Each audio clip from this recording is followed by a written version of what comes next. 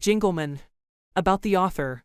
Dylan Herbert is the author of this book. The experiences of the antagonist Dr. Noah Webster are based on true experiences that he has had during his lifetime, dealing with mental illness after serving 3 years in the U.S. Army from 2019 to 2022. He decided to put his journey into a horror fiction book. Along with this book, which only adopts real-life experiences, he also creates YouTube game reviews and creates music. Trying to cope with his many challenges in his life, he finally finished his first short story book. This work is free on Wattpad. Enjoy and feel free to share your thoughts on his book. Chapter 1: The Woods. If you told me that one night could change my life forever, I would have looked upon you in disbelief. When I, Dr. Noah Webster, woke up this evening, I was left breathless, running through the woods. I feel the blood dripping from my forehead, my vision blurry, and my head left spinning. However, the question on my mind is, why am I here? The last thing I remember is coming home from work after a long shift and falling asleep on the couch. That was at 2 in the afternoon. Now it must be late at night. I cannot tell the exact time,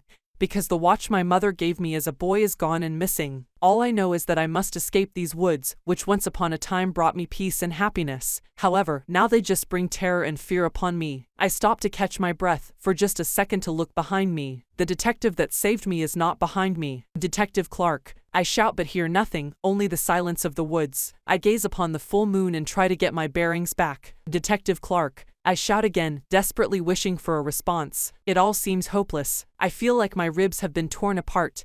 But why was I running? What was chasing us? All these questions flood my brain at once. Then I hear a sweet lullaby and a bell ringing. I'm enticed to follow its sweet-like voice, so I turn back in the direction that I ran from. This lullaby reminded me of when my mother used to sing me songs to put me to sleep as a babe. I soon find myself under the song's entrapment. I forgot about my ribs, the blood gushing from my head, and the fear that had me wanting to get out the woods to begin with. Suddenly, I heard a familiar voice. It was the detective screaming in pain and shouting, "Dr. Webster, run! He is after the..." I hear muffled sounds, and then I see it. The cause of my fear came flooding back. An older gentleman about 7 feet tall, wearing wraps about him, with talons for fingernails. He wore a hat, with 2 bells on it. You could hear the bells chiming as he walked. He carried a flute in his bag. The flute was bloody, with no doubt the victims he has killed. He wore 1 boot and overalls that were muddy. The music finally stopped, and a terrifying screech came from his direction. I was stricken with immense fear. Was this the end of me? He charged at me. My legs were unable to move. I couldn't muster the confidence to run and escape. Was this a nightmare, or was this actually happening? I dig into my pocket and grasp the 2 copper coins that my late father had given to me, with a bell attached through them. What would happen next would terrify me more than my current situation. What led to this? Only time would tell. Chapter 2: The Cellar. Is he awake? A familiar voice echoes in the room. Yes, detective, but he is going in and out of consciousness. Another voice said. Good, I want to investigate this bastard. I wake up and try to move, but as I come to it, I see the restraining cuffs on my hands, feet, and neck. I'm trapped in a holding cell, with only a lamp to provide light which seems to get dimmer and dimmer. As I finally awake, realizing the drugs they had given me had worn off, I spot 3 figures. A guard who was strong-looking in stature, had ginger hair, and was the palest person I had ever seen, wielding a pistol in his holster and a baton in his right arm. The other figure was a short African-American female, most likely a doctor. The last figure was an individual I've known for some time as Detective Clarke. Oh my, a familiar face at last. Detective, what's going on? I ask. Just then the guard strikes me in the face and Detective Clarke steps forward. I'm the one asking the questions, you sick bastard. I am in shock, with my ears ringing. This couldn't be real and definitely not legal, in any sense of the word. But I did what I must always do. I kept my composure. The detective asked me questions. I had no idea what he was talking about. Questions such as, what did you do with the children? What did you do with them after you found them? Where are their bodies? All strange questions, to me. I told the detective that all I remember is us running in the woods, from the old man, how badly injured I was, and how he told me we escaped the forest, but that I wasn't sure how we escaped from death's door. Suddenly, the detective stopped me and said, we were looking for the missing kids and found you at the scene of the crime with blood all over your clothes, and the last child was running from you. You sadistic bastard, you stabbed her to death. The guard then stepped in and went ahead to beat me, almost breaking my bones, ribs, and jaw. This continued for hours. Every time my bones would break in 2 and I was at death's door, they would inject me with some kind of serum that would restore me. This serum was called Codex 9, K9 for short, which was an underground drug created by Americans. It restored damage to the body instantly in low dosages, but drove people to insanity in large doses. This drug was more addictive than cocaine or heroin. It slowly broke me down. I could feel nothing. I was a prisoner who had no memory of what they were talking about. I felt no remorse for what had taken place with those children because all I remember is trying to escape that day. They would break my fingers, rip my toenails clean off, cut my ears, break my neck, but each time the serum would revive me to a state as if nothing had even happened. I was broken. This reminded me of the time where my mother would beat me to an inch of my life, back in Germany. All seemed to be lost, but then I heard it. A slight and faint noise of 2 bells chiming. I remembered the sound all too well. An immense fear began to set in. What would happen next? Was the old man from the woods back to finish me off? The old man, smoking his pipe, with black smoke coming from it, came towards me and said these words. "Become one with the Lady of the Wayward. You have been chosen, you filthy maggot. Be in awe at her greatness." His voice distorted with what seemed like multiple voices, a grim sight to behold. I just wanted it to be over. I had reached my breaking point, far beyond my breaking point. Even so, I must be hallucinating, but this was my only choice. Either I die here from a K9 overdose, or I seek help from this unknown entity. I reached out my hand for his and said the words, "I accept. Return me to the Wayward." It was like something came over me. I have no idea how I knew what to say, but what came next was worse than death. A black fog entered my body, breaking every individual bone in my body. My eyes bleeding black rivers of blood, and on my wrist, I am marked with the symbol that resembled a plague doctor with the number 32. Madness set in, or was madness always there? Was this the result of K9 or something far worse? All I wanted to do is destroy these bastards for what they did to me. I was filled with rage, hate, and most of all the will to survive. The year is 2092, February 9th, the last day I would be imprisoned in this god-forsaken prison. By this time the K9 had revived me so many times its effects were visible. I was born on April 3, 2025, so I was 67 years of age, but I looked as I did when I was 25. I'm just surprised I'm not dead. The voices in my head would not stop. They kept telling me to do things. I'm pretty sure madness had set in, and my mind was being warped. Was this old man even real? They woke me up to a beating again, but this time I felt no pain. Instead, I felt great. The Wayward lady visited me last night and told me what was expected of me, finally a cause of celebration, a direction where I could be free of this mentally traumatizing experience. Then the detective asked me for the last time, "Where are the missing kids, you fucking bastard?"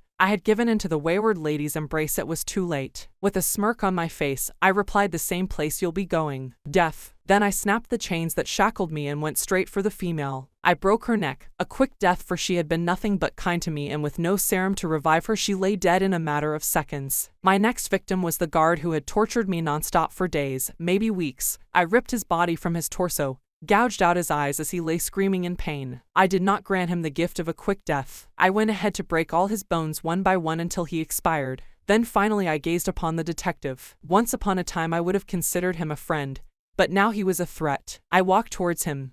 I smashed his head on the ground multiple times before the old man stopped me and said, "We must return to the Wayward. Our Lady still has plans for both of you." With these words, the old man and I vanished into the night, as if we were getting transported to a different dimension. This was really something out of a sci-fi novel or movie. As I think of this day, I should have killed my old friend, the detective, that day. But how could I have known what would happen next? In the following months to come, I was possessed with anger and rage, and that is something I never grew to overcome. Chapter 3, Old Lady's Mill. My name is Detective Clarke. I've been the sheriff of Westbrook Drive County for the past 8 years. Nothing ever happens in this quiet town. People come and go, raise their children here, to escape the violent city life. It's quiet and honest living around these parts. I grew up here with my old pal, Dr. Noah Webster.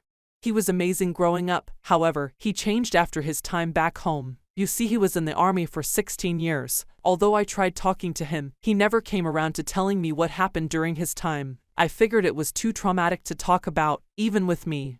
I noticed he would say people are talking to him inside his head, and that people died around him. I chalked it all up to coincidence and circumstances. He was seeing a therapist, however time and time again they just vanished. I wasn't concerned because this isolated country living isn't for everyone. People come and go all the time. It wasn't until he had adopted 3 kids, Ava, Charlie, and Reuben, that I took notice of him, the real him. He was one sick bastard. It happened gradually. He loved his children more than anything, and they loved him. He was the local doctor of the town. People came to him multiple times a week, It wasn't until Ava came crying to me one day that I took notice. I want to believe I was close to the family, that I knew my old friend Noah inside and out. However, what would unfold next sent me on a mission to stop Noah Webster once and for all before he hurt anyone else. Ava comes crying to me one afternoon, "Uncle, you must help. You just got to help." I comfort her the best way I could. She was wearing a yellow sundress with blood dripping everywhere, her fingernails black with blood trapped underneath them. Confused, concerned, and filled with fear, I asked her what happened. "Let me call your father so he can help patch you up." With immense fear in her voice, she shouted, "No. Daddy has been doing experiments with us and Charlie died last night from too much Codex 9. Daddy was trying to cure his scoliosis, but it ended up killing him. He overdosed and lay lifeless within minutes. So, I took Ruben to flee, but Daddy got in one of his moods and in a fit of rage he grabbed her like a rag doll and tossed her on his table, saying, "This is what they want me to do. I love you, baby girl." As he slowly dissected her like a science project, I knew his mental illness was getting worse. His voices in his head had gotten so bad over the years he couldn't make out what was in his head from reality. He felt he had to see it through. Then I asked Ava, "Where is he now?" "Tell me, Ava." She mustered the strength to say, "Behind Old Lady's Mill." Old Lady's Mill was the woods of the county. Nobody went there except to kill themselves. What was he doing there? I left Ava at the station, as I grabbed my 9mm holster and my walkie-talkie as I drove off to chase them. When I got there it was quiet. You could hear a pin drop. I waited there for what seemed like forever. I saw no car in sight, so I went in. I was just glad it had been me to stop my once old friend. It's just sad that he had done these gruesome, terrible things to his own children. I walked in the woods to find some candles lit and a group of children holding hands. As I get closer, I see a man in the middle with a knife. It was Dr. Noah Webster. Before I can run to stop anything, he starts stabbing the kids and they fall to the ground. Blood splatters everywhere all over the ground. The kids not even screaming, until one last child is standing. It was Ava. She was here, but how? I left her at the station. He lay there hugging her as he stabbed her repeatedly over and over again like some sick fuck, the kind you read about online or like some horror movie. I was frozen in immense fear. Nothing could have prepared me for this. I forced my legs to move and told him to get on the ground. With tears in his eyes, he said, "I did this for you. You told me to give you this gift." I was sick to my stomach. I thought I knew him all this time, but I was wrong. What made him become this monster? Could I have prevented this before this happened? What surprised me is what happened next. I lost myself to the rage and fury of the whole situation, and I shot him in the leg. His eyes were in awe, lifeless, and cold as if he had seen a ghost. Crawling about, he looked up to the sky. I had never seen him so scared before. He started screaming, "Who are you? I won't let you get the children or Detective Clarke." Then he ran away, vanishing inside the woods. I looked for the children, but not a single piece of clothing could even be found. Was he working with a group of people? Was this some kind of sick, twisted game? Or was I dreaming all this? Would this nightmare end? I radio for backup and Paul Odesky arrives on the scene, a pale individual with ginger hair, and we eventually find Noah on the ground. He had been running from something. But what? He had blood gushing from his head, and multiple broken ribs. What happened that night I may never know. We rounded him in a van. He needed to answer for his crimes, and I was sure going to kill him myself to get those answers no matter the cost. We drove to my underground facility where we could interrogate this bastard without being bound by the law, and so it began. Chapter 4: Run, Ruben.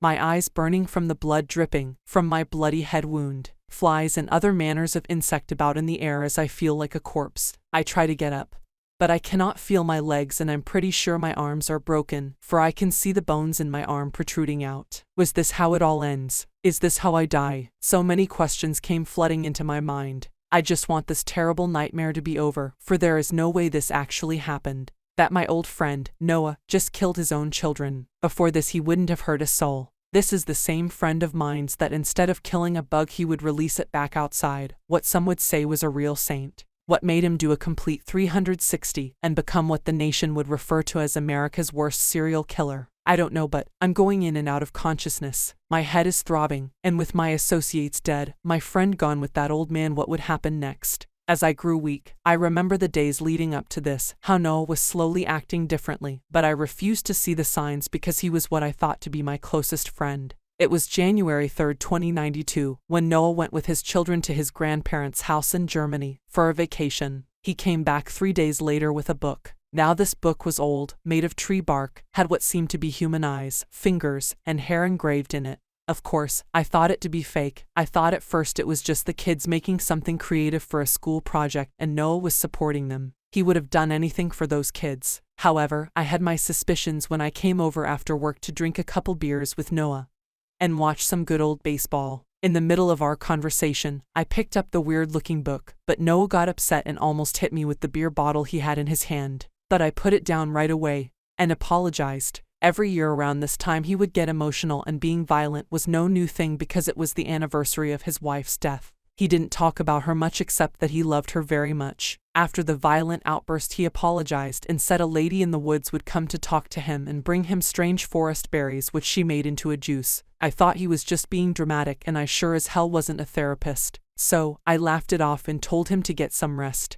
Now in the weeks to come he told me he was sure that the lady was his wife who had come back to life through the book and that they could be a happy family. Noah, you got to stop this talk, man. You sound literally crazy right now, I shouted, fearing for my friend's sanity and his children's well-being. I did what any good friend would do and took matters into my own hands. In the night at around 9 p.m. when the moon was out, I snuck into his cabin and stole the book. Everything would have been okay if Reuben, one of his children, hadn't come out for water. She was so startled by me she gasped. I scolded her to be quiet and said that I was trying to do her father a favor, be a good girl for me and go to bed, but she refused and said she was going to tell her papa that I broke in. Now Reuben was very receptive and smart and seen the book in my hand. She started shouting, and in a fit of confusion, rage, and annoyance I pushed her. She fell to the ground, and with tears in her eyes she started crying. I instantly felt sorry because I didn't mean to do it. She was my godniece after all. In a matter of seconds Noah came running out. Reuben, is that you? Are you okay? Noah said with concern in his voice. Then our eyes met. If matters couldn't get worse, I tripped over a doll that was on the ground, no doubt from the kids playing earlier that night. My pocket knife fell to the ground.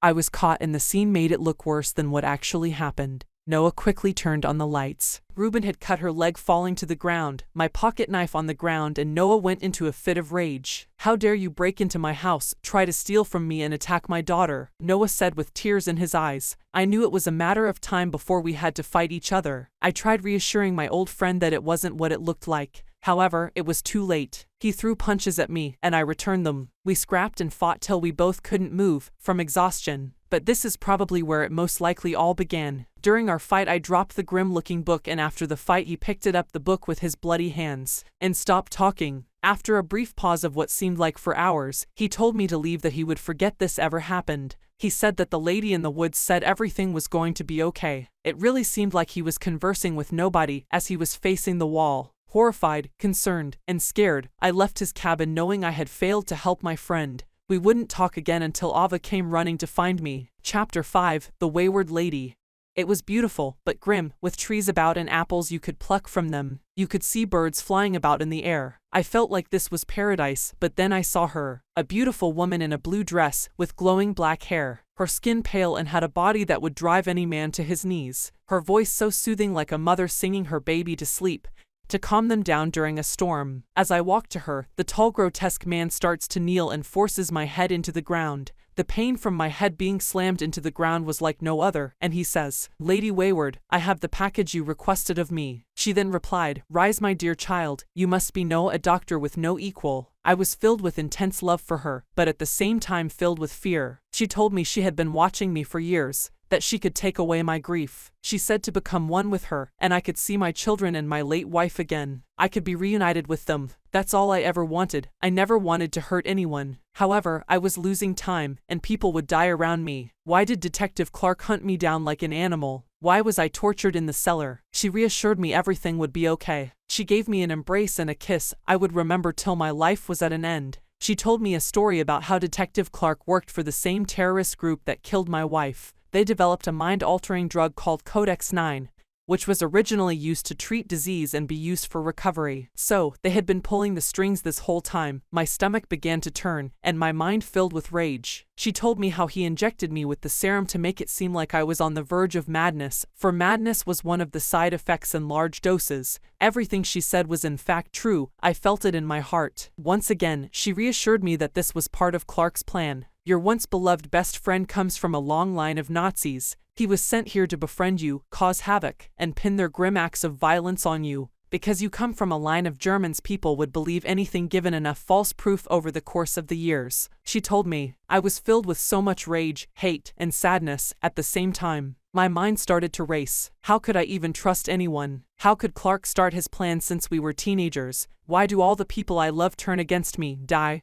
or just leave? So many painful emotions overcame me as I began to weep. I had to be strong all these years, for my father instilled in me never to show emotions, but it was too late. All the pain and grief of my life overcame me. I started weeping like a baby, but this time I wasn't alone. Lady Wayward embraced me and promised to make it better. Holding me in her loving embrace, she took me by the hand and led me to her chambers up the mountain, where she lived. I spent the night with her, a night I will never forget. She made love with me. For the night, I forgot about my pain, and as I lay asleep for the first time in decades, I felt happy, truly happy, for I knew I was finally safe. As Noah lay to sleep, the 7-feet-tall man came in, and Lady Wayward spoke to him. This won't do, Jingleman, we have to erase his emotions completely. We have big plans for this doctor. Then the Jingleman spoke. We could alter the Codex 9 serum and instead inject it into his brain, my lady. As he said this, they began to laugh an evil laugh, so vile the earth began to shake. They started the process, but they would soon learn this was the worst mistake they could make. Trapped by Detective Clarke's ancestors for centuries, they just wanted to see the world burn. And burn the world would. Who were these two people? How did Dr. Noah Webster even know what was going on? It's of no consequence, for I knew that after the great night I had with the Lady of the Wayward, this was just a dream. When I finally awoke, I heard a voice. It was mine, but void of emotions or anything resembling the soul of a human. It was dark and demanded me from the hatred for all of humanity. I slowly only felt immense hate for Clarke and the humans he worked with. The voice would tell me things, show me truths, and uncover the lies everyone had been hiding from me. I took long walks, and the voice in my head gave me real meaning to my pitiful existence. This experience gave me new insight. My skin became dark, like rotting flesh. My eyes blackened, my pupils orange. This voice was my friend, a true friend. Whether it was just me talking to myself or something else, I felt calm. For the first time in my life, I knew what had to be done. In my childhood, my father would beat me and lock me in the basement inside a cage. Sometimes it was just a beating, and other times sexual acts, but, of course, at the time I didn't know. Then at the end he would say this was his love for me, all for showing emotions, which he considered as disrespectful to the male biological marker. My mom would just let it happen, on a good day. On a bad day, she would join him, beating me to an inch of my life. My friend had been lying to me all these years, tricking me into a false friendship that was always destined to burn. My wife left me alone, but all this was taken away from me. I even served 16 long years in the army, with nothing to show for it. The things I seen would drive any human mad. Traumatized all my life, people would brush me off, wanting me to stay quiet, take meds and leave them alone. I felt truly alone till now. The voice would listen to me. I just needed someone to listen to my troubles, with no judgment. Life was no longer looking bleak, dark, and pointless. The first order of business was to destroy the 7-feet-tall man. I needed that power he owned for myself. My plan to trick the wayward lady began. I knew in my heart that the nightmare I had that night was me seeing an actual conversation between the two. I was a doctor. I know when I've been drugged. How could I be just another pawn? I wouldn't stand for this madness. I kept up appearances as the two would teach me about my newfound powers, for I was 32, a nickname they gave me, no doubt from the symbol they engraved on my arm. But they would soon learn to fear. My powers of superhuman strength and illusions often activated when I was mad or under a great deal of stress. Lately I have been mad most of the time. Soon my heart blackened, and I hated everyone, for the lies people tell, for the pain they cause. I felt safe with the lady, but I knew in my heart it was all fake. I was a puppet in her embrace, so I cut my emotions to her altogether. Life would be different. I began my plan to kill Clarke, the Lady of the Wayward, and all those who served her. Chapter 6: The Scroll. Days turned to weeks, and weeks turned to months. As I learned about my newfound powers, I also became closer to both the Jingleman and the Wayward Lady. However, in my heart I felt nothing for these people. I only wished to grant them a painful death for lying to me. I soon discovered the Lady of the Wayward's secret. She had been pulling the strings from long ago. In her chambers we would make love to each other every night. Yes, she was my secret enemy, but I had never felt so good than being with her. Was this another one of her lies, or had I become attached to her somehow? She definitely had a hold on me, but I was too blinded by lust rather than love, and the feeling of being wanted by anyone to realize this painful truth that overshadowed the fact that she was my now sworn enemy. It's getting hard to remember my name at times. I can't remember who I was before I came to the Wayward. One night the lady of the Wayward lay sleeping after we made love. This was my opportunity. The voice in my head screamed at me, or maybe I was just screaming at myself. I was beginning to have memories of another life I never lived. I remember taking flight with my wings and devouring humans, for they had killed my family off. I shook this off as just another dream. However, in this dream I was donned the name Vulture and wanted in every country for the death of over 25% of the world's population. I quickly arose from my dream to get some air. I stumbled upon a desk in her chambers. Usually this desk is shut, but this time it was opened. I found a scroll. Surprised, I opened the desk drawer and read the scroll. It was a documented account of how the lady of the Wayward set up things to drive me mad.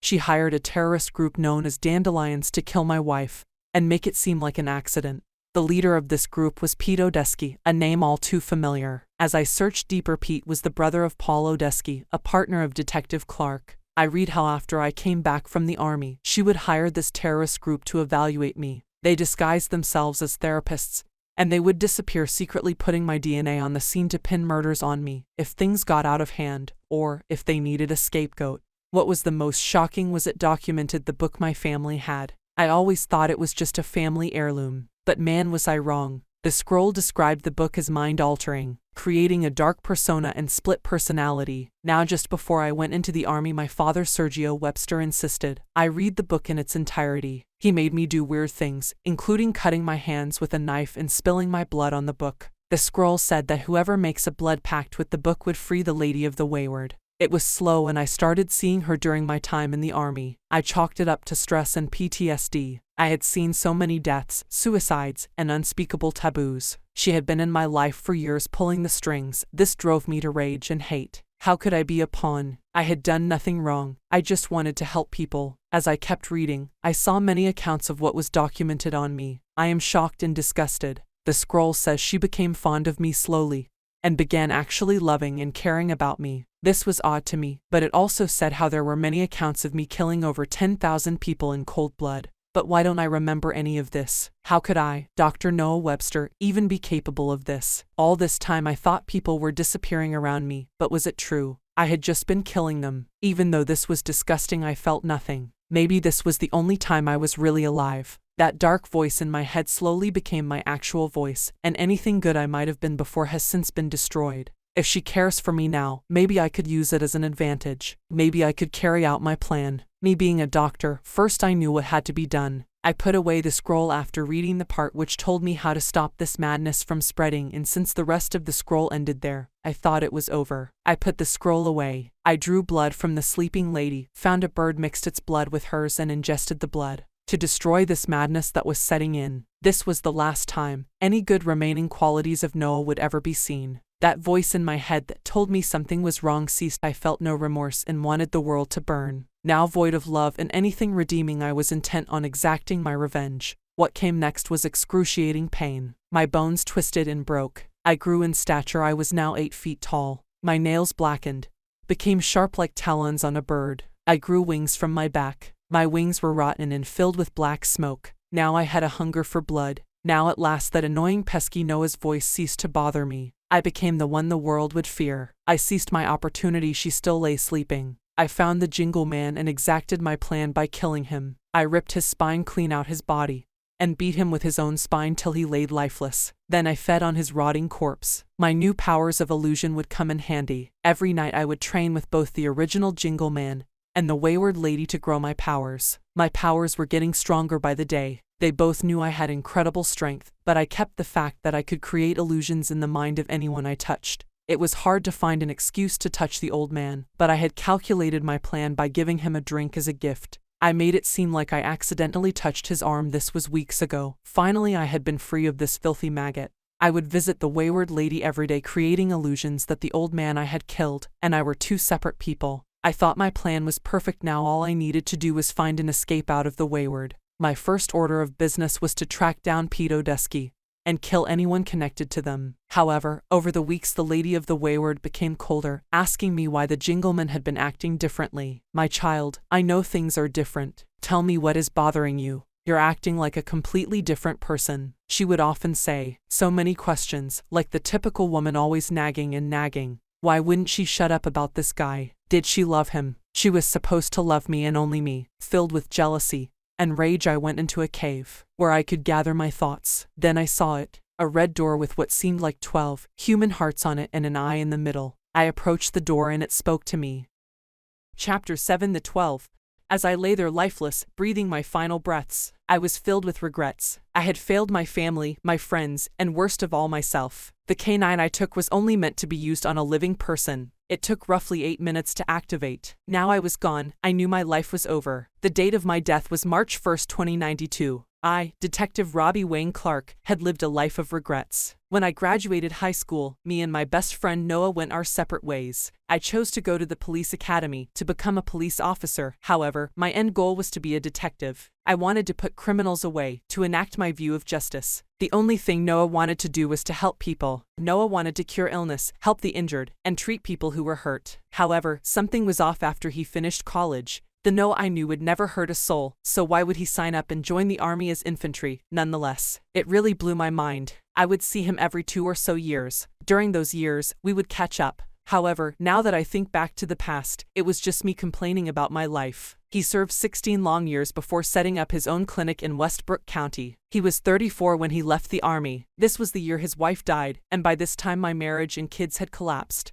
I was in a dark place. The things I would see, the murders I investigated were so traumatic it would bring any man to their knees. I used to drink every night and beat my kids out of anger from the job. My wife Sherry couldn't take it anymore, so in the night, she took her and our son, who I won't name, away in the night. I would never see them again. Since then, I have gotten the help I needed to become a better person and detective. As I woke up, my vision was blurry. I smelled the scent all too familiar. Had this all been a dream? No, it seemed all too real. As my vision became clear, I realized that I was still alive. What a relief, because I still had things to do. I was in a strange place. In fact, a strong smell of iron and blood was in the air. How had I gotten here? Or was this hell? I gazed forward and see it. The sight I beheld was something out of a horror movie. A door, but not just any door. This door was red and was dripping with blood. On the door you could see 12 human-shaped hearts. The hearts were still beating. In the middle of the door was an eye. I was stricken with fear because I had no idea what to do or if I could move. The door spoke to me. Robbie Clarke, we have long awaited your return. As shocked as I was terrified, I mustered the strength to respond. How is a door talking to me, and why do you look so gruesome? The door and I conversed for some time. The door told me his name was Bon Vivanda. The door was once the guardian between the human world and the spiritual world, which humans often called the Wayward. The Wayward was once a place of freedom, peace, and love, but now it was tainted with darkness, twisted by the Wayward lady's poison, and warped by an evil lurking the shadows. Bon Vivanda told me he took the shape of this door because he too had become tainted with evil. He told me that my ancestors were part of the Council of 12, a name I would soon grow to admire, a name that would play an important role, a name that I would need to remember to fully understand the course of events that took place. The reason why the 12 hearts had been placed on the door was to keep people out of this place and make sure what was trapped here would never escape. The Wayward lady was a guardian of nature. She would often find lost children in the woods and help them back to their parents, who were more than happy to have their children returned to them. One day she helped a child back home. His name was Sergio Webster. However, to her dismay, his parents had been slaughtered. You see, kids all over this country knew about the Wayward lady, and rumors started to spread that she would give you one wish if you went through the door she came out of. Sergio was very cunning, smart, and patient. For months he would lead groups of friends into the woods and abandon them. He knew the woods inside and out. His end goal was to find this Lady Wayward by any means necessary. One day she did find these kids, helping them back to their parents, for love and care was all she cared about. She just wanted those kids to be safe. She was very loving, but unfortunately curious, so when she helped Sergio and found his parents dead, she didn't know what to do. She was ill-prepared for this. As she lay frozen at this gruesome scene, Sergio followed her footsteps to the door and found it, so he went in. Sergio, being curious, took a piece of the wooden door and sharpened it into a shank. You must always be ready for a fight, which is what he told himself. However, when he went in, he was only met by the Council of the 12, who had feared for their friend. The Lady of the Wayward had been gone for 3 hours. You see, time was different in the Wayward compared to the human world. She had been in the human world for days. Being shocked by the death of humans by their own kind, it was the first time she had seen death. But she mustered the strength to go back, after burying their bodies. In the Wayward, Sergio was greeted by the 12s, who knew he didn't belong there, so they gave him one warning, saying, "Turn back now, child, lest you become nothing but ash." Sergio was so happy to be here. He had finally did it. Lured an entity and snuck into another world. He wasn't going down without a fight. He manifested hatred in his heart, immense hatred for humans, and struck the ground with the shank he had made from the door. Although it was a small piece, it was enough. The wood from the door had special properties that were meant to restore and heal, if one manifested pure intentions of the heart into it. However, never has the reverse even been tried. The world became twisted on the side Sergio was on. Beautiful trees withered and died. The sky became dark. Volcanic ash fell from the sky. The 12s were in shock. How could a mere human even do this? One of the 12 spoke. Child of man, how did you manage to even do this? Do you know what happens if this goes on? You have released evil into this world. Frightened, they all picked up their arms to begin fighting this child. Sergio was 11 years old. There had always been something wrong with this kid, according to people who watched him growing, and those who were thought to be close to him. Sergio replied, I want to see this world burn.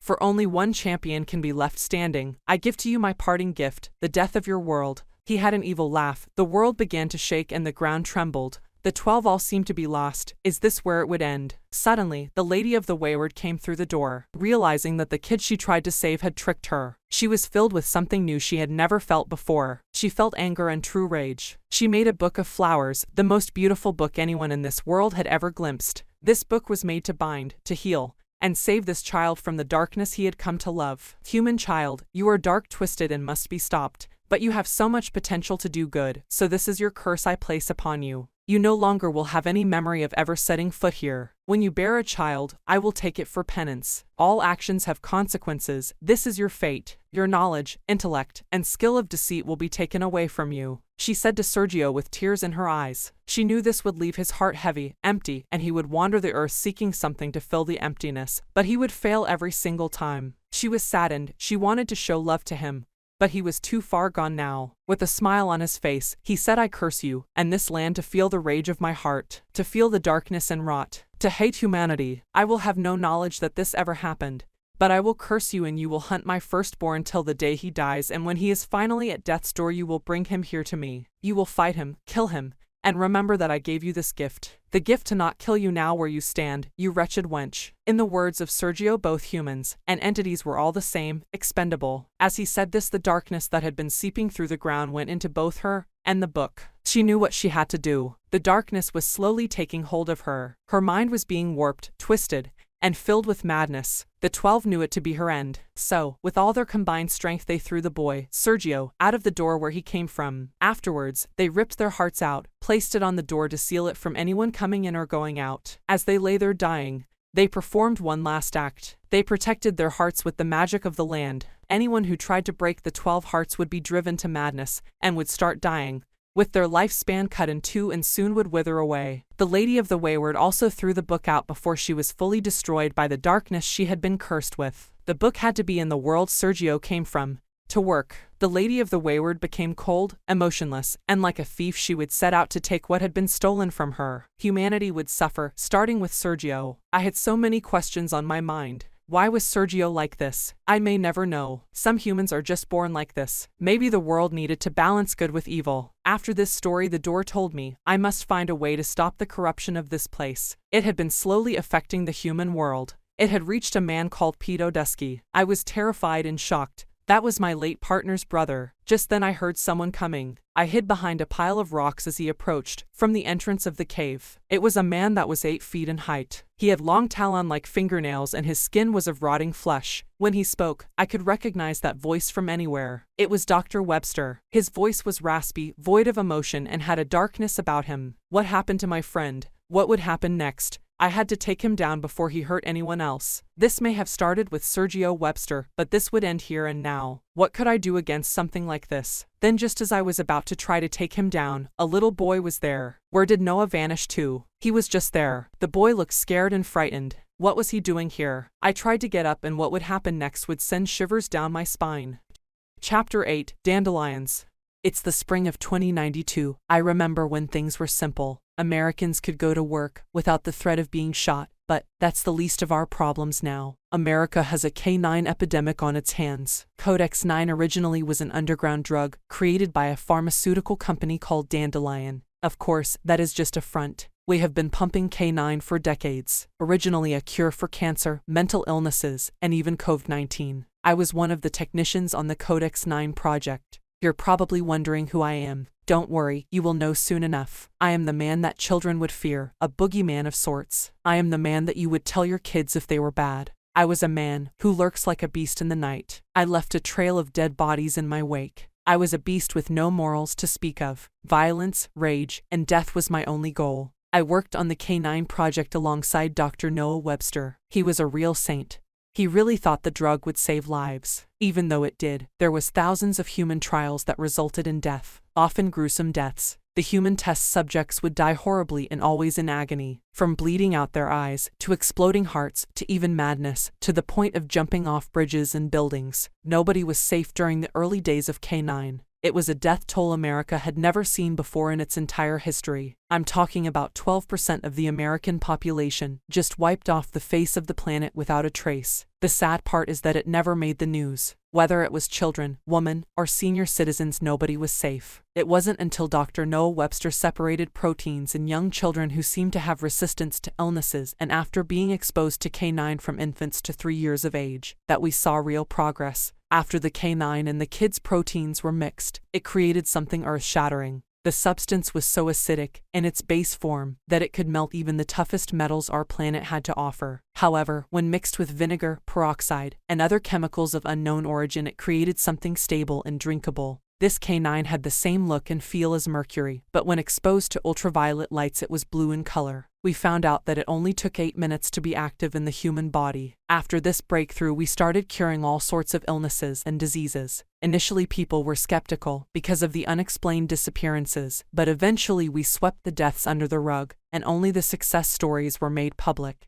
In the years to come, it was FDA approved, but Dr. Webster had dreams of saving not only Americans, but the children in Asia, Africa, and across the globe. However, the Dandelion Corps couldn't have that. We soon got orders from a Lady W, who we had never seen, to silence this doctor. The doctor wanted to make this serum public, but that would cost us millions. He had to be shut down. Good deeds have no place in our company. It was every man for himself. However, over the years I grew fond of him. The year was 2091 when things took a turn. You see, I usually take walks after work. I would walk in the forest behind the corporate building. One day I saw a door in the middle of the forest. Maybe it was fatigue from being up for 72 hours at a time, but as I approached it, I heard a voice that sent shivers down my spine. I was always a curious person, which would lead to my downfall. You see, I touched the door. When I touched it, a violent shockwave sent me flying. I broke my ribs and fractured my arms from the fall. The pain hurt so much I could barely breathe. I would soon see the sun begin to set, but how? It was 2 in the afternoon. Then a black fog so thick one could not see entered my mouth, nostrils, and body. As I lay unconscious for what seemed hours, I eventually woke up.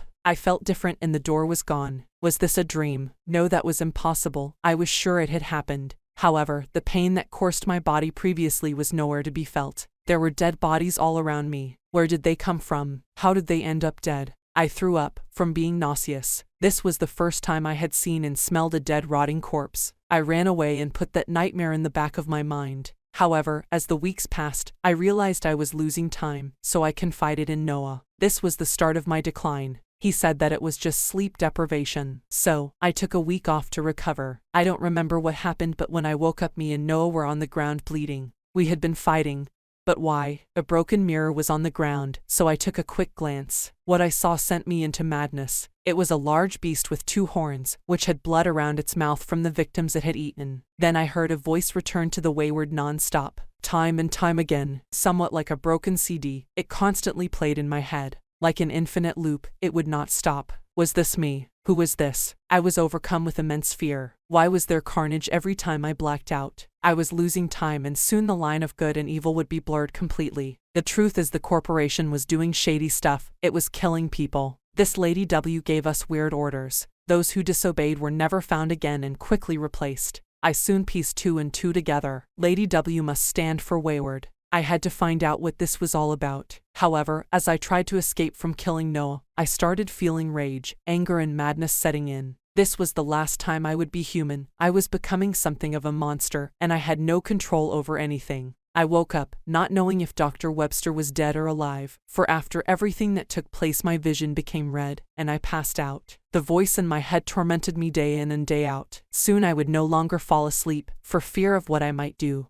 I was at my wit's end, so I gave into it. I just wanted some peace and clarity. Soon I became something of a boogeyman, killing innocent people, but I was now aware of this, and I didn't care. Better me than them. When I killed people, the voices stopped, and the blackouts ceased altogether. After a few months, taking a human life meant little to me. I rose in the ranks of the corporation and soon met Lady W. She was so beautiful. Her beauty would send any man to their knees. She gave me orders to set up Dr. Webster. He had to pay for the sins of his father. He had been seeing a therapist and my job was to make them disappear. He had to be mentally unstable for her plan to work. She had plans for him but never told me what. We set up false documents on how a detective called Clarke was the leader of this organization, and that he was in fact a Nazi. I would later find out during my battle with Detective Clarke that my brother Paul Odesky was his partner. We needed Webster and his close childhood friend to take the fall just in case we were ever found out. By this time Dr. Webster was broken mentally from the trauma of his past and was talking about seeing a woman in the woods. I never pieced it together what he possibly could mean. I dressed up as a coffee delivery man and would give him coffee every day laced with quinine. In large doses it drove anyone into madness. However, I stopped in the spring of 2092. I had stopped hearing from Lady W and Noah had disappeared.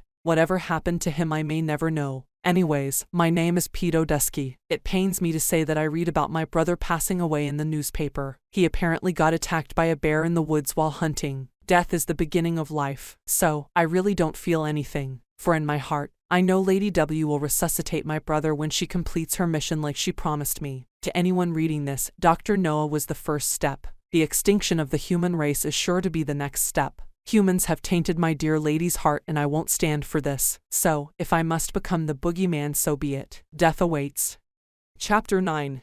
Rebirth. If you had told me that I, Detective Clarke, would have seen all these events, I would have looked upon you in disbelief. After seeing a talking door with the 12 beating hearts, nothing could faze me. As I lay there seeing a boy at the door, I was left confused. Now the boy was frightened, scared, and crying. This made no sense to me. Where had Noah vanished to? The boy and the door started to converse. Hello, sir, I heard you talking when I entered the cave. I have traveled a great distance to escape this prison. A scary woman has been chasing me. Please, mister, will you tell me how to escape, so I can go home to my parents? The boy said, trembling as he talked. The door told the boy he had seen through his deceitful lies. For nobody has come this way in decades. You see, the lady of the Wayward tried escaping one day. The most she could do is send others through the door by using the darkness that had been in Sergio's heart, which now was passed down to his son. She could sometimes send her physical form into the human world. However, only those with weaker minds and those more susceptible to her embrace could be reached. She had found a human that fit the quota. She had been using Pete to conduct her plans. As the boy and the door conversed, I went into a trance. It was like a dream,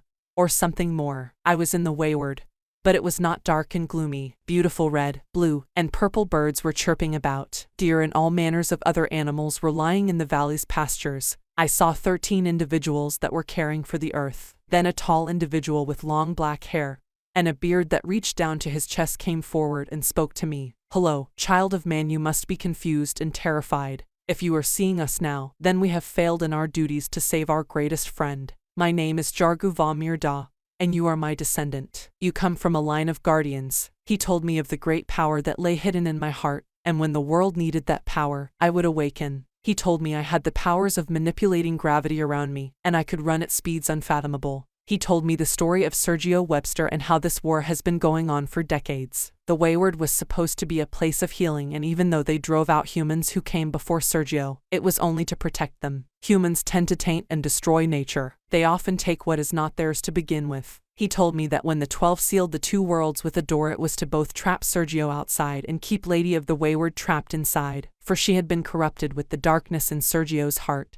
Never in all of history has someone with malicious motives been able to break in and use the power of healing and love the way Sergio did. Somehow Sergio took that love, care, and healing and twisted it into mania, hate, and rage. He corrupted these living beings who sought only to keep balance between the two worlds. These beings would go to the human world, save kids from death, and even comfort those who had lost all hope. The 12 created hope for those who were at their wits' end. The 12 was a council with 13 members. I know it ironic to say the least. However, the 13th member would soon become what others would call the Lady of the Wayward. Whether it was the Lady of the Wayward Lady, or Lady W, the world would feel her rage, destruction, and pain. As we conversed for what seemed like hours, they finally performed a cleansing ritual, unblocking the limiters that had been placed on me. I felt strong, I felt reborn, and now with this power I could stop Noah for the last time. However, how could I bring myself to kill someone in cold blood, let alone my once closest friend? The 12 warned me I needed to do this for the safety of both worlds. I needed to be strong mentally, for the fate of my world and theirs was in the balance. That is the shitty story they made up anyway. In my heart I knew that I owed it to myself and the memories of my old friend to stop this madness. Since Noah had found a way to cheat both life and death, he was something out of a horror movie. The 12 told me that it was not his fault, it was a mixture of an abusive childhood, the book inside his family home, his experiences in combat while serving, and worst of all Sergio, his father. It started with the Webster bloodline,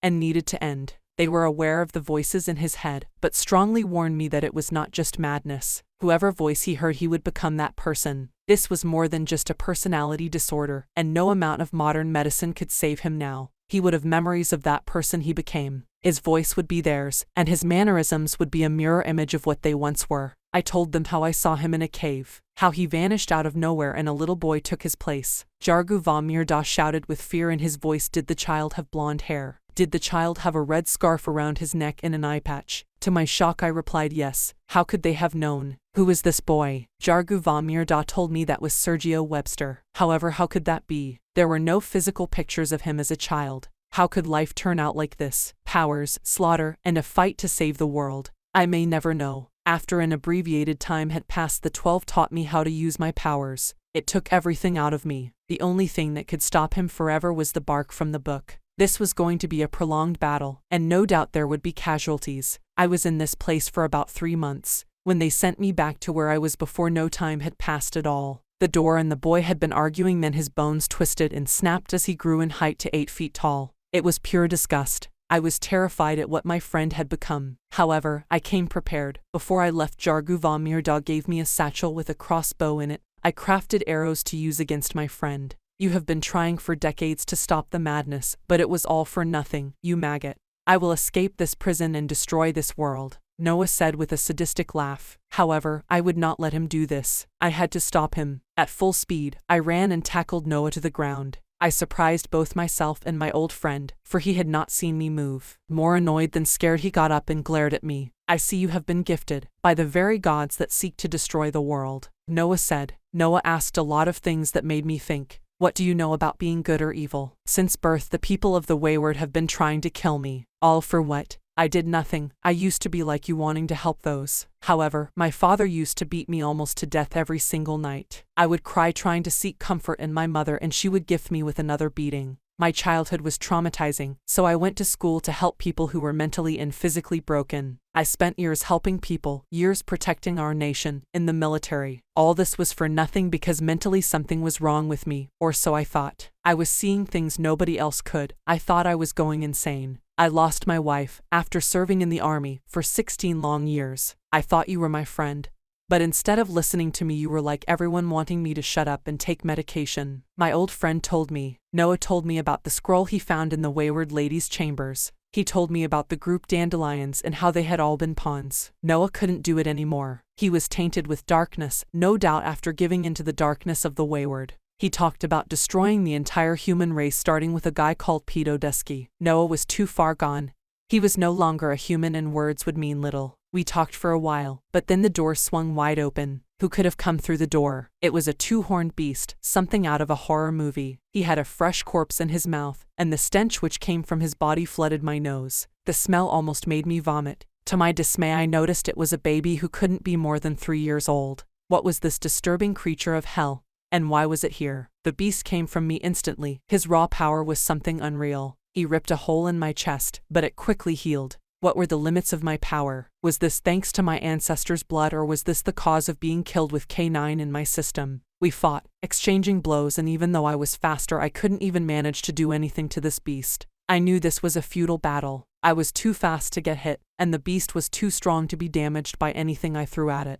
After some time, the beast stopped and began to talk. What came out was something dark, horrific, and chilling to the bone. You are the first person who didn't die from this form. You must have been gifted by the Lady of the Wayward. I was instantly shocked. How did he know her? Were we on the same side? I told him. I heard that name multiple times, from Dr. Webster. I was here to stop Noah from his obsession with killing. He had to be stopped. The beast then transformed back into a human. It told me that his name was Pete Odesky, and he was here to kill Dr. Noah Webster for taking him away from the Lady of the Wayward. We conversed and both concluded that Noah had to be stopped by any means necessary. This was Pete's first mistake. During our fight I had forgotten about Noah completely. We heard footsteps from the entrance of the cave. The shadow that came forward was a woman's shape. As the figure approached us, it was the most beautiful woman I had ever seen. My heart melted and I was filled with awe at her grand beauty. Pete started to kneel and said, "Lady W, I have waited so long to see you at least once more. I have missed you so much." If this was the Lady of the Wayward now, I understood why the two were obsessed with talking about her. "My child, rise, for you have made me so proud. You have served me well. Come embrace me," the Lady of the Wayward said. As Pete stepped closer to Lady W, something seemed off. I felt bloodlust in the air. What was this feeling? The two embraced each other and I thought the feeling was misguided. However, moments later Pete started crying in pain. There was a hole in his chest. With exposed bones and flesh, he quickly fell. The only thing on Pete's face was hurt and sadness. You see, Pete loved Lady W. He always looked up to her. Lady W's mouth opened so wide, exposing her knife-like teeth, and she devoured him. After this horrific scene, she looked at me. Just then her bones twisted and snapped, as she changed back into the grotesque-looking Dr. Noah. "I have done it," Noah shouted. I instantly knew there was no return for my old friend. Noah had killed someone with no remorse. He was no longer human, I was convinced. However, to my shock, his transformation was not finished. He grew black, rotting wings and flew at me. Each attack he performed was stronger than the last and created shockwaves from each punch. It was looking grim. I knew I couldn't make it through the night, so with all my pent-up emotions over the years I unleashed my true power. There was a great shockwave of energy, which appeared white and blue as I started warding off the darkness. The cave started to regrow the beautiful blue crystals it once had. The dried-up cave rivers were now flowing. My hair turned white and what was flowing inside me was something I never felt before. This was when the turn of battle shifted. Dr. Webster was slow, and his attacks never hit me. I easily dodged his attacks, and eventually threw him into the cave walls. The 12 told me to put an end to him once and for all, to restore the balance to the world, which had been rotting since Sergio tainted it with darkness. I hated Noah with all my heart, for what he had done to Ava, Charlie, and Ruben, his own children. Also, what he did to Paul Odesky, but I knew in my heart I should have never let Paul do what he did. Instead of trying to help my old friend, I gave up on him. I couldn't bring myself to end the life of Noah. Two wrongs don't make a right. In Noah's heart he felt his end coming, so he stopped. His bones snapped, twisted, and made a spine-chilling breaking noise. His hair was long and black, but he reverted back to his original human form. He was broken. All I ever wanted was to feel accepted, loved, and for one person to say I matter. My friend, Robbie, I'm so terrified at what I can do. These voices in my head won't stop. I never know if it's all in my head or if I will wake up next to a pile of corpses. I must admit, at first, they comforted me, Noah said with tears in his eyes. Noah told me, no, he begged me to kill him and let him rest, before he changed back to that monster that he became, or worse. He told me that when the voice took over, he was just a prisoner and couldn't do anything to stop his body from being taken over. I felt nothing but pure sadness for my friend. I have never seen a person so broken. So, I took the crossbow out my satchel with the arrows I had crafted earlier. With tears in my eyes, I shot my friend, to grant the true Dr. Noah Webster his last wish. I thought I had laid my friend to rest. Why did things have to be this way? Holy fuck, I was pissed, and I knew this started with Sergio Webster, but since he was dead my anger shifted to the Lady of the Wayward. She had to pay. All of a sudden, I heard footsteps, and who approached was the real Lady of the Wayward. She could sense my rage,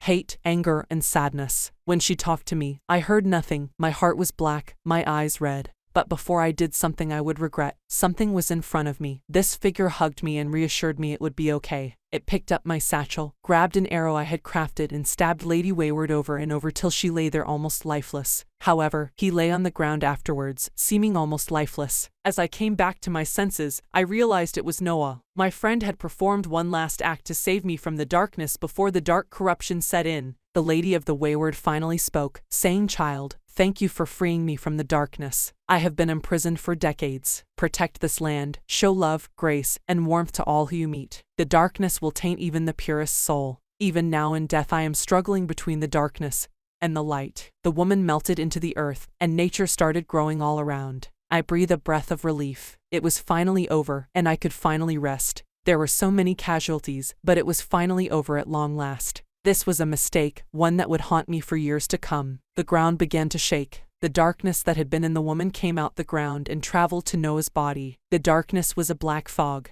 His body changed into something I had never seen. He screeched a sound so terrifying it would haunt me till this day. He spoke to me saying, "Dr. Noah is now dead. Thanks for freeing me. I am the terror you created, you fucking maggot. I am him who destroyed the 12. I will slaughter you while you sleep. I will find your son and rip his heart out while you watch. I will give you this gift." The lady of the Wayward had been fighting this darkness for decades and in the end, failed. She failed when reunited with a descendant of the 12. It was then she reverted to her natural state, which was weakness. "I will see this world crumble. I will take over dandelions. I will see everything burn." Noah's voice was pesky and annoying, trying to fight his way back into this body. However, I knew he was weak like the Wayward lady, always trying to be good knowing they were too weak. "When I saw you and the doctor in the woods, I knew what I had to do to stop the lady. I am he who turned the doctor into this. I granted him these powers and I, Jingleman, will be fucking feared by all humans, you filthy maggot." As he said this, he did something unspeakable. He grabbed a heart from the 12 that was placed on the door and devoured it,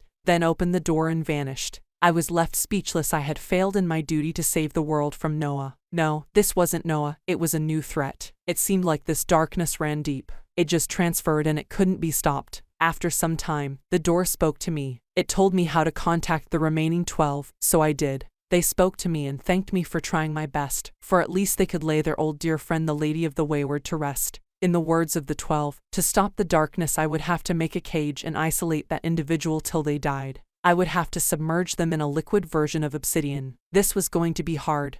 But I had my new goal. I would hunt down this bastard for taking over my friend's body. I am Robbie Clarke, and this is my account of what happened, through the eyes of me, my old friend Noah, and Paul Odesky. You probably wondering how I got these accounts, but that is a story for another day. I am a detective, a fighter, and soon a hero for the hopeless. Noah, no Jingleman, I won't stop till you are in the dirt rotting. This is my promise to you. Watch out, here I come.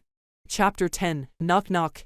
"Mom, there is someone knocking on the door," young Joe told his mother. Joe was 14 years old. Oftentimes he would see stuff others couldn't. He used to tell his mom, but she would scold him. Joe was always the biggest kid in town. He wasn't fat, but he had a big belly. The kids in Westbrook County would often make fun of him. He used to cry to his mom. However, his mom would say it was because he wasn't eating his vegetables. He soon began to resent his mother. As he approached the door, he heard something strange. What could it be? It was two faint bells chiming. Again, he shouts, "Mom, there is someone at the door." His mom quickly shouts for him to shut up and answer the door. As he opens the door, he is greeted by what seemed to be a decaying corpse, like the zombie movies he'd often watch. The decaying creature was tall and grotesque looking. Anyone else would be frightened and probably run away. But Joe just smiled and said, "How can I help you, stranger?" Confused as to why he wasn't running away, the man pulled out a corpse from the last victim he had killed. Thinking this would scare the young boy, Joe replied, "Do you need me to dispose of the dead body for you, mister?" Joe explained how he got urges to kill things. It started when his uncle cheated on his aunt with his mother. He could kill people and make it seem like it was an accident. He had been killing people for a year now, and still hadn't been caught. This pleased the man. The man spoke, "I am Jingleman. Join me and leave that ungrateful wench you call a mother. I will compensate you well. We will send fear down the spines of everyone." Out of boredom and annoyance for how his mother treated him, he accepted the offer. Jingleman spoke, "You will need a name, child. What do I call you?" Joe smiled and replied, "Call me Big Belly Joe." With this, what would happen in the next 6 months would send the nation into an era of fear.